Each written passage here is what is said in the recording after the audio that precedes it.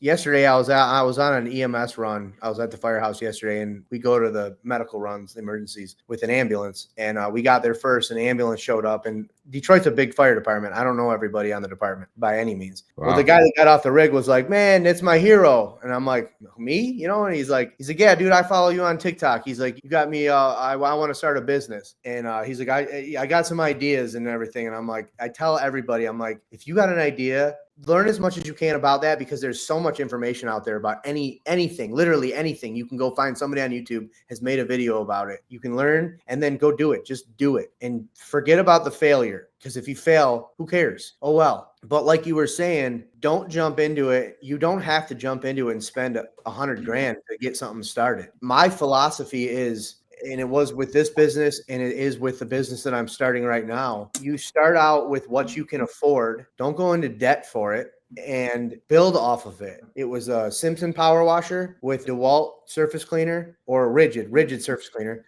like maybe $50 in window cleaning stuff, a bucket, a squeegee, and a mop, and a ladder. It was an A-frame ladder, one of those Gorilla ladders, because it had to fit in the bed of my pickup truck. Mm-hmm. And we lived in a townhouse, so I chained it all together in the back of my truck every night so that nobody stole it. And I made money, and then I took that money and I bought a water-fed pull system, a Tucker cart. That was my next upgrade. And then from there, like, we got a little bit more money. I bought a cap for the back of my truck so that it was covered, and then I could lock it. Now I got it a couple months later. I'm like, this sucks having to take everything in and out of my truck when I want to use it for personal use. Bought a trailer. Everything I bought was with the business money, and we never went into debt for any of it. We never had to tap into our own money. We just grew as I scaled it. And I think a lot of people, like you said, they think they got to jump in and go out and buy all this crazy shit, and you don't. I even bid a job on a church. You can look it up. It's the world's largest Chaldean Catholic church, and it looks like the Taj Mahal. It's huge. And first year they called me. They're like, "Can you clean this building?" And I'm like, I went there and looked at it. I thought it was going to be a little church. I pulled up and I'm like, what the heck? No idea. Did not have the capabilities to do it. I bid it way too low. I think I